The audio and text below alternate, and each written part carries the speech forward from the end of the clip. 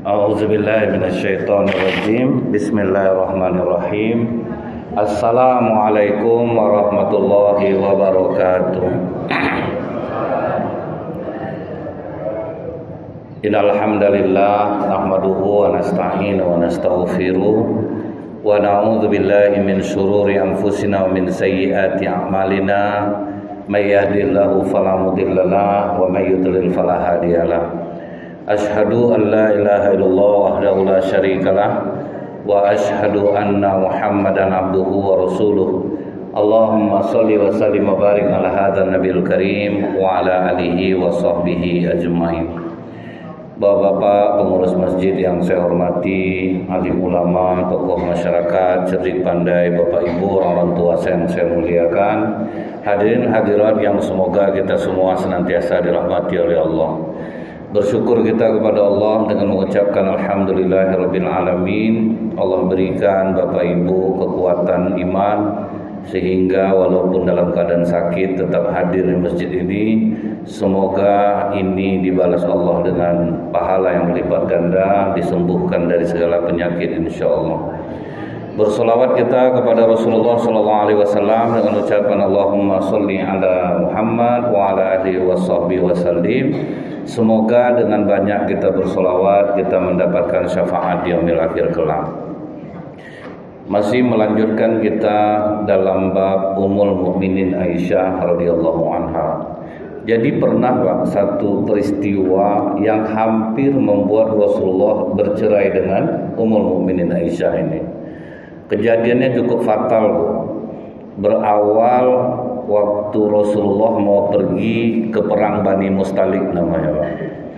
Jadi waktu perang Bani Mustalik ini, Pak, istri yang dibawa itu adalah Ummul Mukminin Aisyah. Jadi kalau Rasulullah itu bepergian, Bu, istri yang ikut itu diundi, Pak. Nah, jadi siapa yang ikut itu yang keluar namanya itu yang dibawa.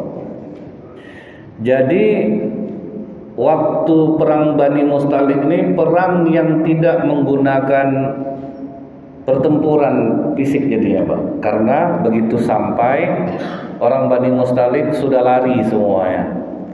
Jadi dapat harta rampasan yang cukup banyak waktu itu karena harta ditinggal, Pak. Mereka lari. Waktu perjalanan pulang, jadi Ummul Mukminin Aisyah itu ditaruh di atas punggung unta, terus dikasih macam tempat lah yang tertutup. Di perjalanan Ummul Mukminin Aisyah ini ingin buang air. Ummul Mukminin Aisyah ingin buang air, berhentilah semua rombongan. Nah, turunlah Ummul Mukminin Aisyah. Pergi dia buang air, setelah selesai buang air, naik lagi ke atas punggung unta itu. Nah, proses yang pertama ini, Pak, semua sahabat tahu, nampak. Tapi itulah yang menjadi ujian kadang dalam hidup ini, Bu. Kita ini diuji oleh Allah kesabaran, ketabahan.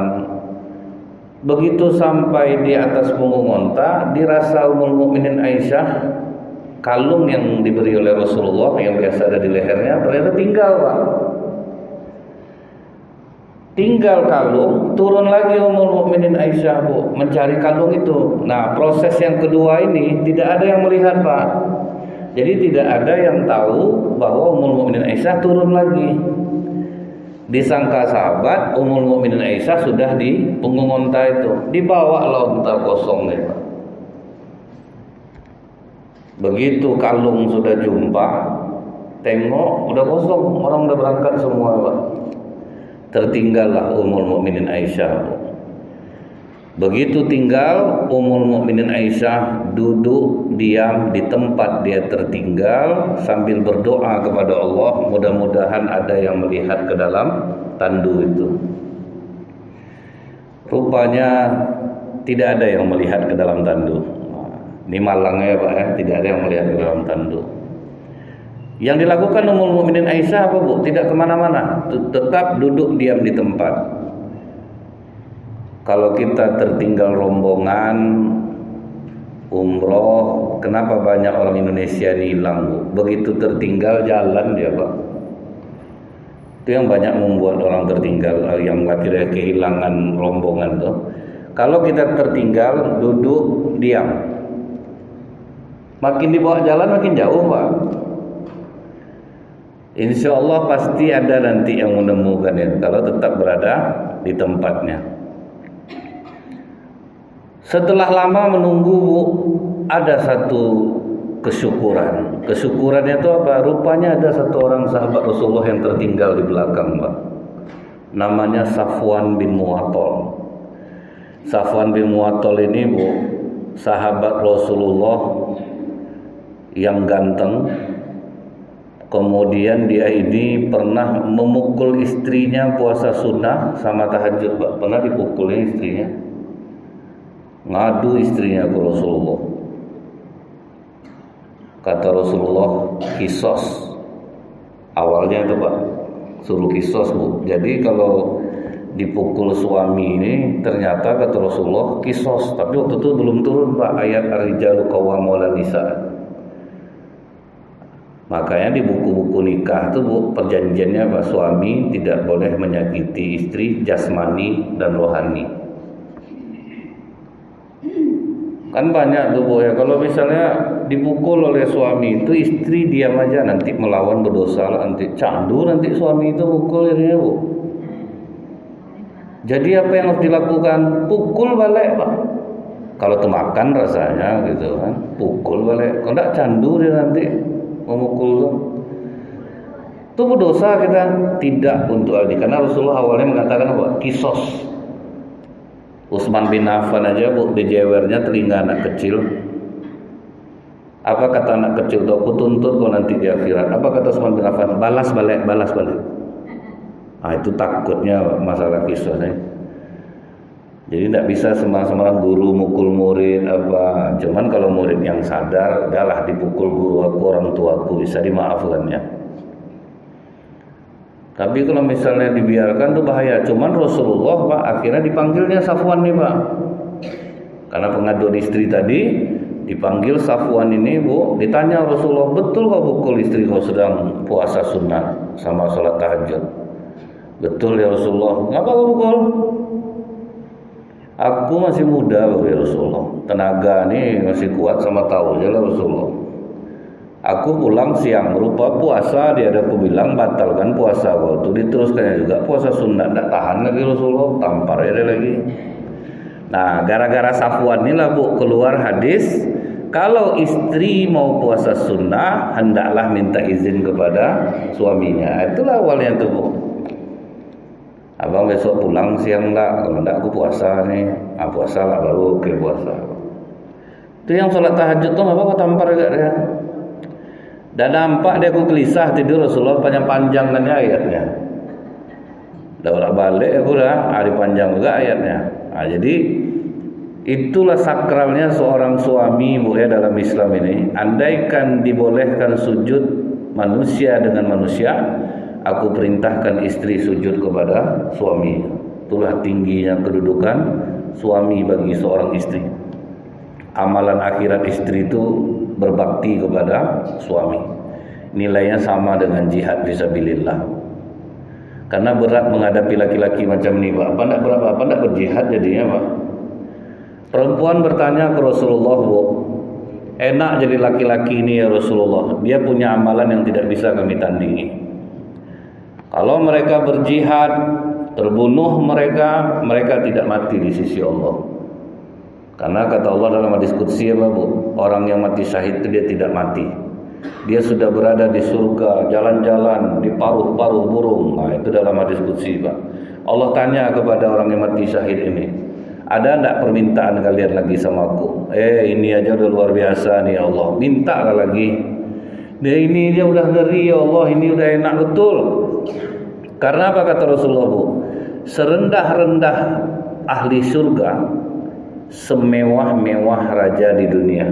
Atau bayang tuh, Pak, kan? Yang paling rendah nikmatnya di surga itu orang yang paling mewah di dunia. Itulah yang paling rendah. Apa ya suka mereka. Akhirnya dipaksa oleh Allah, minta lagi apa yang kalian mau. Kata orang-orang yang mati syahid ini, berikan kami nyawa 100 lagi ya Allah, agar kami berjuang mati lagi, berjuang mati lagi, berjuang mati lagi, karena sudah melihat nikmatnya surga itu. Nyawa aja lah kasih kami lagi, saking udah dapat enaknya Bu ya, kemati syahid itu. Nah ternyata kata Rasulullah, kau berbakti kepada suamimu sama nilainya dengan jihad fisabilillah. Perempuan itulah jihadnya. Kelakuan suami ini kan macam-macam Bu. Apalagi udah tua-tua perajuk minta ampun Pak. Itu yang ibu sabar-sabar kan tuh. Lupa buat kopi kadang-kadang enggak buat kopi ya Bang ya. Lupa jadi Bang apa. Biarlah aku buatkan sekarang Bang ya. Enggak usah. Biar aku ngopi luar ya. Itu perajuknya Bu. Harus sabar-sabar Ibu. Udah tua-tua nih Pak ya, kadang rasa kasihan yang ada lagi Bu ya. Kalau cinta itu enggak ada lagi Pak. Ada duduk masing-masing, satu depan, satu belakang. Nah, jadi harus banyak sabar. Ada istrinya pergi ke tempat anaknya, tinggal suaminya 3 hari. Di video sama anaknya Pak, pas ibunya pulang. Dia sambil menangis bapak nih Bu. Enggak usah aja lah pulang lagi. Pulang pergi sana. Tapi nangis Bu. Ya, mama minta maaf kata nenek nih Bu kan. Minta maaf. Enggak usah. Tinggalkan aja lah bapak lagi, pergilah. Wah, tapi hati sedih Pak. Berjalan nenek tuh, sini, jangan pergi. Pergi ditahan ya lah Pak. Nah, itulah jihadnya perempuan ini Bu, berbakti kepada suami. Nah, setelah itu Bu, Safwan ini ketika dia pas naik kuda ngarah ke Madinah, nampak dia Ummul Mukminin Aisyah Pak. Dia gini Bu ya, kalau kita Pak, karena udah 2 tahun sering pakai masker, tertutup pun muka orang tetap kita tahu dia siapa. Walaupun pakai topi pun Bu, pakai masker, tahu kita karena udah tiap hari jumpa Pak. Begitu juga dengan Ummul Mukminin Aisyah.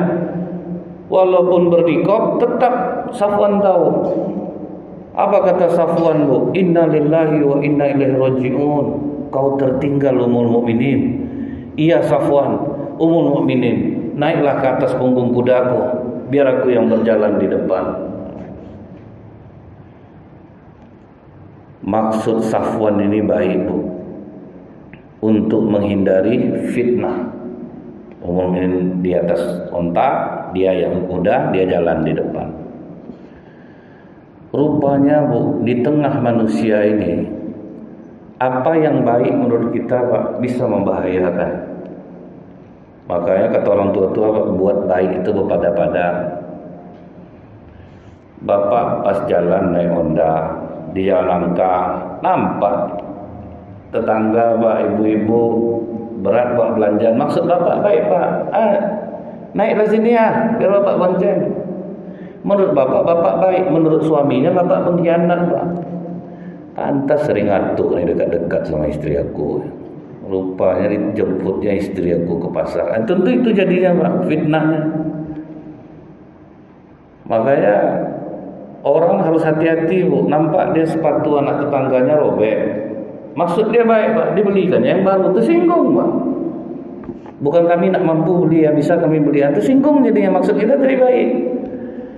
Makanya berbuat baik pun hati-hati. Ini contohnya Bu, Safwan maksudnya baik Pak. Sampai di Madinah terjadilah fitnah yang besar. Yang pertama menghembuskan fitnah ini Bu, namanya Abdullah bin Ubay bin Salul. Dia orang yang paling benci sama Rasulullah, tapi Islam Pak. Aturannya Bu, sebelum Rasulullah hijrah ke Madinah, dia ini mau diangkat jadi raja nih Pak. Tahu-tahu Rasulullah hijrah Pak, tentu batal jadi raja. Menyimpan sakit hati dia sama Rasulullah. Tapi begitu diajak masuk Islam, masuk dia. Sholat jamaah rajin Pak. Diajak pergi perang ikut, tapi dia sangat benci sama Rasulullah. Apa kata para ulama? Kita tidak perlu takut dengan orang jahat. Karena kalau orang jahat, tahu kita dia jahat, bisa kita hindari dia Pak. Yang harus kita takutkan tuh orang pura-pura baik, itu yang ngeri gitu. Depan kita baik, di belakang diajarnya kita. Bapak Ibu, kurban kita tahun ini 3 juta, setuju. Dia rapat lah di belakang sudah tuh Pak. Aku tuh lah malas tengok ketua nih, sapi terus tadi setuju Pak. Itulah bahayanya orang pura-pura baik. Dihasutnya orang untuk tidak mau kurban, tidak mau sedekah. Tapi nanti kok duduk dia sama ketua misalnya Pak, kadang payah jamaah nih ketua. Padahal ketua udah bagus tuh. Itu ngerinya Pak. Dan Rasulullah Bu percaya dengan Abdullah bin Ubay bin Salul. Berapa hebatnya itu Pak. Artinya apa Bu? Ada kemanusiaan biasa di diri Rasulullah itu Pak. Apa kata Abdullah bin Ubay bin Salul? Aku dah tahu sebetulnya perselingkuhan Safwan dengan Aisyah nih. Tuh Bu, dia caranya. Mereka ini kan udah lama saling suka nih. Rasulullah udah tua, Aisyah masih muda, tentu dicarinya Safwan nih. Pertama tadi turun Aisyah tuh udah janjian dia tuh. Sudah tuh naik dia balik, diam-diam turun dia balik. Berapa hebat fitnahnya itu Pak. Saking hebatnya dia bicara Pak, percaya orang satu Madinah tuh. Hebat dia. Itulah dahsyatnya menghadapi orang munafik tuh Pak. Sulit Pak. Dia sembahyang juga, doa tuh pejam-pejam juga, mata hati busuk, kita nggak tahu. Sampai Bu ya orang udah yakin karena dia ini rajin sholat, pergi perang ikut. Tersebarlah di Madinah tuh. Ummul Mukminin Aisyah sampai udah heran juga Ummul Mukminin Aisyah, Pak Rasulullah nggak mau menemuinya. Tuh hebat fitnahnya, nggak mau Rasulullah menemui Aisyah. Aisyah sakit pun tidak dijenguk oleh Rasulullah. Sampai heran Aisyah, apalah salah aku nih ya? Kok bisa seperti ini jadinya? Nah jadi ikut pula lah Pak famili Aisyah yang dibiayai hidupnya oleh Abu Bakar Siddiq. Mistah bin Usasah itu famili itu Pak. Karena dia dengar cerita dari Abdullah bin Ubay bin Salul, ikutlah dia nyebarkan. Walaupun Aisyah itu sepupu aku, tapi memang ya kalau salah mau diapakan lagi, ikutlah dia jadinya Bu. Tambah kuatlah keyakinan orang. Makanya kalau orang menyampaikan berita buruk tentang kita Pak, tabayun dulu Pak. Akhirnya nanti kita membenci orang yang tidak pantas kita benci jadinya Bu. Dia cara orang mengadu domba ini mantap Pak Haji, kok ambo bukan madu-adu domba kok Pak Haji ya. Ambo dah kek sama Pak Haji di bulan-bulan orang kan dah mati ambo orang. Kan ini gaya. Ini aku ceritanya tuh. Sekarang ambo magi tu Pak Haji, biko dah lama dah tiba. Inilah cara ya Pak kan. Digantung-gantungnya lah Pak Haji ini akhirnya nanti ngamuk dia. Itu sering tuh. Aturan orang mau nolong orang jadi tidak jadi. Itulah bahaya orang munafik. Ada orang sedang butuh uang, bapak kaya, ditengoknya pengajian tiap hari di sini Bu. Berarti kan banyak orang-orang dermawan di sini nih Pak. Pas ada orang yang sedang butuh duit, ngomonglah dia sama dermawan nih. Ya oke lah nanti saya bantu. Datang orang munafik Pak Haji. Kalau dia itu jangan Pak Haji tolong lagi. Dah banyak orang kena sama dia. Kan akhirnya tidak jadi Pak. Itulah ngerinya hasutan orang-orang munafik. Nah begitu Bu, udah sampai 1 bulan Pak, Rasulullah tidak ke rumah Aisyah. Rasulullah sebetulnya kenapa tidak datang ke rumah Ummu Aisyah? Nunggu Pak, ada enggak wahyu dari Allah? Galau Rasulullah Pak. Wahyu enggak turun-turun Pak. Apa nak tambah galau jadinya Bu? Rasulullah itu Bu bergerak berdasarkan wahyu, bukan hawa nafsu. Wa ma yantiqu anil hawa in huwa illa wahyu yuha. Rasulullah itu bergerak berdasarkan wahyu. Keputusan semua diserahkan kepada Allah. Sampailah datang ibunda Mistah bin Usasah berkunjung ke rumah Ummul Mukminin Aisyah. Waktu dia pergi ke kamar mandi, tertungkai kakinya Bu, tersebut sama dia di mulutnya, celakalah Mistah. Kata ibu si Mistah ini, famili Ummul Mukminin Aisyah. Bu, kenapa ibu katakan celaka Mistah? Mistah tuh ahli Badar tuh bu, udah dijamin masuk surga. Tak tahu kau rupanya Aisyah, sebetulnya itulah sedih aku nih orang. Ada apa bu? Kan tak tahu kau udah tersebar di Madinah di berita kau selingkuh sama Safwan. Menangis semua Aisyah. Pantas Rasulullah tidak pernah menjengukku lagi. Dah 1 bulan aku sakit tidak dijenguk oleh Rasulullah.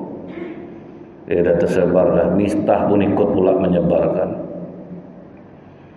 Akhirnya Ummul Mukminin Aisyah pergi menemui Rasulullah, mohon izin untuk meninggalkan rumah agar pulang ke rumah orang tua. Diizinkan oleh Rasulullah, pulanglah dulu Aisyah, tunggu keputusan dari Allah. Menangislah Aisyah, dihiburlah oleh Abu Bakar, oleh ibunya. Biasa tuh Aisyah, kalau perempuan macam kau ini wajar orang banyak sakit hati.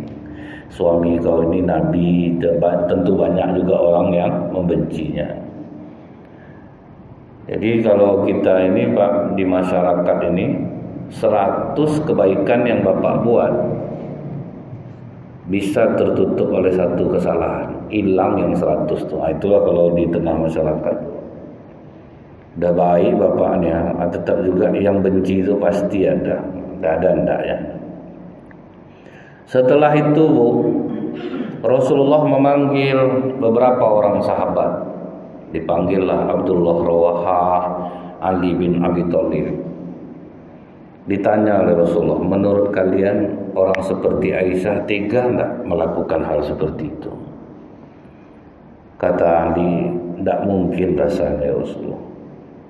Karena kita tahu betul Aisyah itu memang dia masih kecil, tapi dia tidak ada untuk berpikir mengecewakan dirimu atau melakukan hal yang seperti itu kejinya. Tidak mungkin ya Rasulullah. Menurut kau Abdullah bin Rawaha, kalau rasanya agak ragu Rasulullah, siapa yang paling dekat sama Aisyah? Pembantunya Bara. Panggil si Bara ini, tanya sama Bara ini. Rasulullah tuh Pak tetap mengedepankan musyawarah. Jadi apa-apa tuh Rasulullah tetap mengajak sahabat, tidak mau memutuskan sendiri. Padahal kan Rasulullah Nabi itu Pak. Ini mengajarkan kepada kita, kalau kita ada sesuatu urusan tuh musyawarahkanlah kepada orang yang paham. Karena kalau musyawarah kepada orang yang paham Bu, dapat kita ilmu-ilmu baru yang tidak kita ketahui Pak. Saya baca sejarah rumah makan sederhana nih Pak. Dan dia sempat diwawancara di televisi. Awalnya makan cencang di pinggir jalan. Terasa enak, mau bertanya, Pak bisa enggak ajarkan saya bikin cencang seperti ini? Karena mau bertanya tuh, orang ini pun mau pula nunjukkan ya Pak.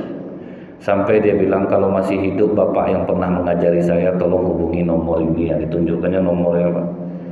Jadi kalau kita mau musyawarah, mau bertanya tuh Pak ya, akhirnya kita banyak mendapatkan ilmu. Ini kita kadang-kadang buka musyawarah, akhirnya pendapat dia juga yang harus diterima, bahkan sering macam itu. Ini kita musyawarah, pendapat saya seperti ini, kata yang ketua musyawarahnya. Yang lain udah banyak ngasih ide. Ujungnya jadi gini aja lah ya, saya putuskan aja. Ujung-ujungnya pendapat dia juga yang harus diterima. Jadi makanya orang kadang malas pergi rapat, cuma rapat dia pendapat dia aja nanti. Nah itu tuh malas orang ini. Kalau Rasulullah enggak, kata Abdullah Rawaha seperti itu dilakukan oleh Rasulullah. Dipanggillah pembantu Aisyah, Bara ini. Bara, kau kan sangat dekat sama Aisyah. Kau ada enggak nengok kelakuan Aisyah ini aneh-aneh kalau sama laki-laki itu apa? Apa kata Bara ini meyakinkan Bu? Tidak ada di hati Ummul Mukminin Aisyah itu cinta lain selain dirimu ya Rasulullah. Belum pernah dia ada genit atau memandang laki-laki. Memang dia masih kecil Rasulullah. Kalau main boneka, main tepung tuh masih suka dia. Kadang tertidur dia di tepung tuh, lepong-lepong tepung tuh diri. Suka main, masih main anak-anak lah. Cuman dia tidak pernah genit sama laki-laki. Baru kan agak puas Rasulullah jadinya Pak. Tinggal menunggu dari Allah lagi. Akhirnya karena belum juga wahyu turun, pergilah Rasulullah kepada Abdullah bin Ubay bin Salul. Abdullah, kau ada saksi tidak menyatakan istri aku ini berbuat keji? Waktu itu belum turun surat An-Nur, Pak. Kalau nuduh orang harus ada saksi 4 orang yang beriman. Parah mabuk menuduh orang berzina nih. Saksi harus 4 orang-orang yang beriman dan menyaksikan masuknya kelamin laki-laki ke dalam kelamin perempuan. Kan payah tuh, Pak. Artinya mabuk supaya tidak mudah menuduh orang. Kan susah juga tuh, Pak. Misalnya ada orang nampak orang berzina, pergi dia ke masjid, Pak Imam, ini kita berdua urus Pak Imam, panggillah Pak RT. Panggillah Pak RT tuh. Pak RW mana? Pak RW. Pak RW lah manjat ke atas, Pak. Iya, Pak RW itu nengoklah jadinya, Bu, kan. Sakit hati Pak RT, Pak RW terus mah Pak RW gantian lah itu lagi itu jadi gitu jadinya, Pak. Artinya apa, Bu? Tidak mudah. Makanya di zaman Rasulullah tidak pernah ada orang yang tertangkap berbuat zina kecuali mengaku. Nah, itu bedanya, Bu. Dia mengaku sampai 3 kali. Ada perempuan, dia datang ke Rasulullah. Ya Rasulullah, aku telah berzina. Mana saksi? Ini ya, perut aku. Hamil, Pak. 1 baru saksi. Perut hamil. Pulanglah kau dulu sampai kau melahirkan. Pulanglah perempuan tuh. Sudah melahirkan dia, Bu, datang dia lagi. Kuat imannya, Pak. Padahal tidak ada, padahal kalau dia disuruh pulang itu selesai sebetulnya. Datang dia balik, Bu. Ya Rasulullah, rajam aku telah melahirkan. Kau susukan anak kau dulu selama 2 tahun. Pulang kau dulu. Disusukannya anak 2 tahun. Datang dia balik. Berarti kan udah yang ketiga nih, Pak. Ya Rasulullah, aku udah berpisah menyusu dengan dia. Nah, sudah diyakini karena dia mau juga dirajam, akhirnya anaknya digendong dikasih kepada walinya, kemudian dia dirajam. Jadi waktu orang melempar tuh, Pak, ada yang memakinya. Menyemburlah kau seperti anjing, kata orang saking marah. Apa kata Rasul? Mulut kau. Dia udah mau dihukum, jangan keluarkan mulut seperti itu. Jadi walaupun menghukum, Pak, tidak boleh memaki. Apakah kau tahu tobat dia nih ya bisa memberikan 70 orang diampuni karena dia betul-betul ingin bertobat. Tidak boleh dimaki, kan sudah dihukum. Ini kadang-kadang kan orang kan suka aja untuk ditinju, dimakinya, ditinju, dimakinya. Nah, setelah itu, Bu, ya, ada 1 orang laki-laki lagi mengaku dia telah berzina. Jadi mengaku, Pak. Yang tertangkap itu tidak ada karena syaratnya berat. Kalau kita kan mudah aja nuduh orang, Pak. Padahal di masyarakat kita ini, Bu, sebetulnya bisa kejahatan itu diminimalisir. Cuma kadang salah, Pak. Nampak orang berdua-dua, Pak RW. Itu ada orang cewek itu Pak RW. Gini caranya. Kita tunggu dia masuk dulu. Udah 15 menit baru kita grebek. Kan mencari-cari salah namanya itu, Bu. Padahal bisa diminimal dari awal, Pak. Dicari kesalahannya. Nah, itu yang sering terjadi. Nah, kata Abdullah bin Ubay bin Salul, Bu, tidak perlu saksi lagi itu ya Rasulullah. Kan udah jelas tuh. Pertama turun Ummul Mukminin Aisyah, janjian dia sama Safwan. Habis itu dia naik balik, kita telengah, turun dia balik. Apa juga guna saksi? Stres Rasulullah menghadapi dia, Bu. Akhirnya pergi Rasulullah ke rumah Ummul Mukminin Aisyah. Sampai di rumah Ummul Mukminin Aisyah, apa kata Rasulullah? Wahai Aisyah, jika memang kau selingkuh dengan Safwan, minta ampunlah kau kepada Allah. Semoga Allah membersihkan dirimu. Tapi kalau tidak, semoga Allah membersihkan. Mendengar itu singgung Aisyah, Pak. Aku tidak akan pernah minta ampun untuk dosa yang tidak aku buat ya Rasulullah. Dari cara kau bicara kau telah menuduh aku. Aku tidak akan minta ampun kepada Allah. Dari sinilah kita tahu ternyata boleh istri itu melawan, Pak. Kalau dia betul. Jadi balik dari sini melawan lah, Bu, ya. Nah, kalau mana itu terhalang selamat. Ini sahih nih Pak. Selama ini Bu, kalau kita tidak ngaji sirah Bu, banyak perempuan yang merasa terzolimi Pak. Kan kami tidak boleh melawan sama suami Ustaz. Cobalah kaji sirah Nabawi ini Bu ya.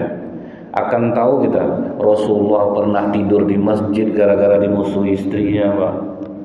Mau dimusuhi semua istrinya, sampai kita ke situ Bu. Sampai tidur berpelepah kurma, berjejak-jejak punggung Rasulullah itu tidur. Tidak boleh sama istrinya, dia pulang. Jadi hal itu biasa Pak. Kita aja kadang yang berlebih-lebihan gitu. Melawan sama abang tidak boleh. Islam ini tidak boleh melawan. Agama yang tidak boleh melawan suami itu Bu, Hindu. Di dalam agama Hindu, laki-laki harus diperlakukan seperti dewa sirah, tidak boleh dibantah walaupun salah. Itu Hindu Pak. Makanya kalau perempuan Hindu sudah mati suaminya, dia tidak boleh menikah lagi. Itu. Tapi kalau Islam tidak seperti itu. Ini contohnya. Dari cara kau bicara ya Rasulullah, kau sudah seperti menuduh aku. Aku tidak akan minta ampun ke Allah. Tak lama sudah tuh menggigil tubuh Rasulullah, keluar keringat. Disitulah turun surat An-Nur ayat 11. Bismillahirrahmanirrahim. Innal ladzina ja'u bil ifki usbatun minkum la tahsabuhu syarran lakum bal huwa khairul lakum.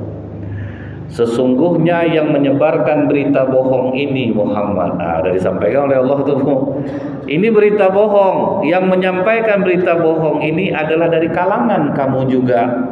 Itu dari kalangan kita juga. Sampai hari ini partai kalau maju untuk jadi anggota dewan pasti musuhnya partainya sendiri. Pasti musuhnya partainya sendiri. Yang sering jadi musuh itu bukan dari luar Pak, dari dalam. Rupanya dari dulu udah seperti ini. Dari kalangan kamu juga. Ini bukan buruk untukmu Muhammad, ini baik untukmu. Baiknya apa? Akhirnya Rasulullah tahu tidak semua yang dekat dia suka dengan beliau. Jadi agak hati-hati Rasulullah. Udah ditandai Rasulullah orang-orangnya itu Pak. Ini harus waspada. Jumlahnya berapa Bu? 300 orang. Bukan sedikit Pak yang musuh sama Rasulullah. Orang Islam sendiri itu jumlahnya 300 Bu. Ketahuannya kapan Bu? Pas perang Uhud Pak. Membelot 300 orang di bawah pimpinan Abdullah bin Ubay bin Salul. Mendengar itu emosi Umar bin Khattab Pak. Apa kata Umar? Ya Rasulullah, kita perintahkan saja Abbad bin Bishr untuk memenggal kepala Abdullah bin Ubay bin Salul. Udah sering betul dia cari gara-gara nih Rasulullah. Ini yang paling parah nih, sampai engkau yang dihajar sama dia. Apa kata Rasulullah? Fakaifa Umar idza tahaddatsan nas anna Muhammad yaqtuluna asbah. Jangan Umar, nanti orang mengira Muhammad telah membunuh sahabatnya. Bagaimana hati Rasulullah menurut Bapak? Udah separah itu ya, tapi tetap jangan. Nanti dibilang orang aku membunuh sahabat aku. Karena orang taunya kan semua itu sahabat Pak, karena dia Islam juga. Beberapa jam kemudian datang anak Abdullah bin Ubay bin Salul Pak. Islam, anak Abdullah bin Ubay bin Salul ini. Datang dia menghadap Rasulullah. Ya Rasulullah, aku telah mendengar. Aku memang tahu ayahku ini sudah sering bikin kerusakan di tubuh umat Islam. Sering mengadu domba orang. Dan aku mendengar kau memerintahkan Abbad bin Bishr untuk memenggal kepala ayahku. Perlu kau ketahui Rasulullah, tidak ada di suku Aus dan Khazraj seorang anak yang lebih berbakti kepada orang tuanya melainkan aku. Jadi kalau aku dengar bapakku dibunuh orang, aku sebagai anak emosi Rasulullah, pasti aku penggal juga kepala orang yang membunuh ayahku. Sehingga akhirnya aku membunuh seorang muslim demi membela orang munafik seperti ayahku. Jika kau berkenan ya Rasulullah, jangan suruh orang lain, izinkan aku anak kandungnya memenggal kepalanya sendiri. Waktu setianya ke Rasulullah. Bapak jahat, anak setia sama Rasulullah. Tidak usah perintahkan orang lain Rasulullah. Kalau orang lain nanti marah aku jadinya. Bapak aku dibunuh orang, izinkan aku yang memenggal kepala ayahku sendiri. Kata Rasulullah, tidak. Ayahmu tetap aman bersama kita. Itulah Rasulullah. Abu Bakar Siddiq langsung emosi Pak. Demi Allah, kata Abu Bakar Siddiq, siapapun yang telah menuduh anakku berselingkuh dengan Safwan, baik itu keluargaku sendiri, kalian tidak akan dapat lagi bantuan dari aku. Kan wajar tuh Pak ya, sepupu-sepupunya ikutlah menjelek-jelek kan. Tidak akan aku bantu kalian lagi. Itu kata Abu Bakar, Bu, diturunkan Allah lagi surat An-Nur ayat 22 kepada Rasulullah. Wala ya'tali udlu fadli minkum wasa'ati ayutu lil qurbal masakin wal muhajirin fi sabilillah wal ya'fu wal yasfahu. Tidak pantas orang yang memiliki kelapangan rezeki bersumpah bahwa dia tidak mau menolong orang-orang miskin, karib kerabat, orang yang berjihad fisabilillah, wal ya'fu wal yasfahu, maafkan dan berlapang dadalah. Itulah ajaran Islam tuh, Pak. Udah macam itu kelakuan orang, maafkan dan berlapang dadalah. Begitu ayat itu dibacakan Rasulullah ke Abu Bakar Siddiq, ya Rasulullah, aku cabut sumpahku, aku akan tetap bantu mereka. Kan berat tuh ya, Pak, ya? Kalau kita tuh yang haram, tidak akan dapat bantu. Tengoklah kalian, rasa kan soalnya. Tapi rumah Islam tidak boleh seperti itu. Walau gimana pun jahat keluarga kita, minta bantu, harus kita bantu. Nah, itulah luar biasanya ajaran Islam. Dan yang terakhir pagi ini, Pak, begitu Abdullah bin Ubay bin Salul sakratul maut, yang menjenguk pertama siapa, Pak? Rasulullah sallallahu alaihi wasallam. Sampai ditarik Umar jubah Rasulullah itu. Jangan kau jenguk dia Rasulullah, ini orang betul-betul jahat betul nih. Bukankah kau mendengar Allah mengatakan istaghfir lahum aw la tastaghfir lahum in tastaghfir lahum 70 maratan fala yaghfirullahu lahum. Orang macam Abdullah bin Ubay bin Salul ini 70 kali pun kau mintakan ampun kepada Allah, tidak akan diampuni Allah dosanya. Kata Rasulullah, ayat itu kan membatasi 70 Umar. Biarlah aku doakan dia 71 kali. Itu, Pak. Akhirnya karena saking baiknya Rasulullah nih, Bu, Allah yang marah lagi, Pak. Diturunkan Allah surah At-Taubah ayat 84. Apa kata Allah?